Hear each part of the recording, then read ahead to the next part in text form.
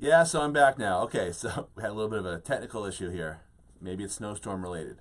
The rest of what I was trying to say before here on College Coffee Talk Part 2 is a special situation that's pretty common, still special, when a grandparent opens up a 529 on behalf of the kid. So this is, I don't even know if that's technically considered a trust. I think it's more of a custodial account. I'm not sure, but it really operates the same way.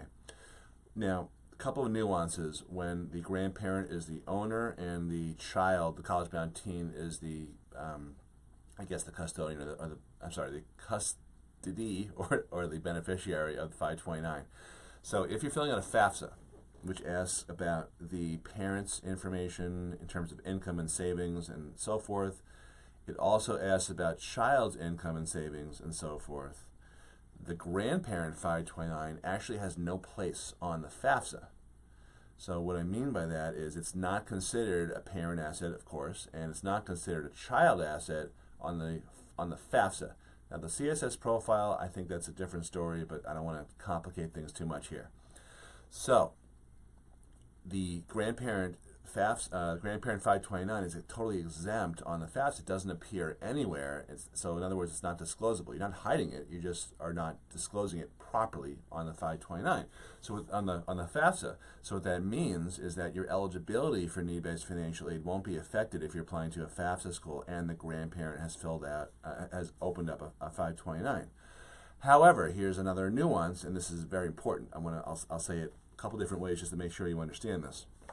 When the money from that grandparent 529 is used to pay for college, then it catches up to you. So in other words, let's say the grandparent had socked away $100,000, and in that first year, after the whole getting into college and getting financial aid process has been completed, meaning the FAFSA filed properly without indicating that there is a grandparent 529.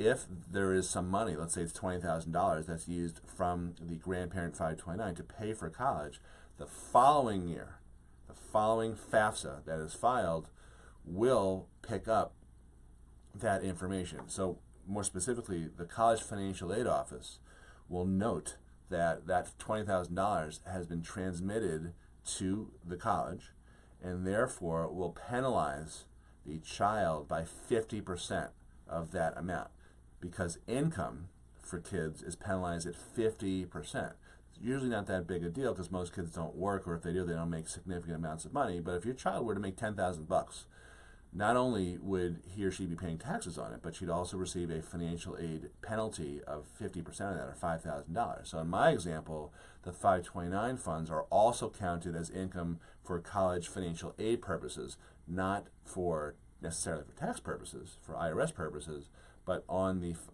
in the financial aid formulas. So the 529 owned by the grandparent doesn't count against you when it's just sitting there as an asset. It's not disclosable, but when the portion of money is used to pay for college, that's when it catches up to you. So one strategy, if you can do this, might be to not use any of that money until the last year, till senior year of college, after you filed your last FAFSA, because then you can transmit the money without any penalty the following year. Okay, so sorry about the technical glitches here. I gotta think it's a snowstorm thing because I'm using Fios, which is supposed to be, I have the super high speed, super expensive package, so it's supposed to not be an issue for me, but I apologize. So if you have any more questions, pop them in comments. Also, I want to point out that we're doing a financial aid and admissions broadcast tonight on CS4L.TV. That stands for College Success for Less. And you can register right here. There's a link to that right here, and it's a St. Patty's Day theme. Find your financial aid and admissions and scholarships pot o' gold. So that should be fun. There won't be any drinking here, at least as far as you know, but I hope you can join us. And please share this, please like, and spread it around. Appreciate it. Talk to you soon. Hope you're enjoying our episodes of College Coffee Talk, and hopefully we won't have any glitches on a going forward basis. Bye-bye.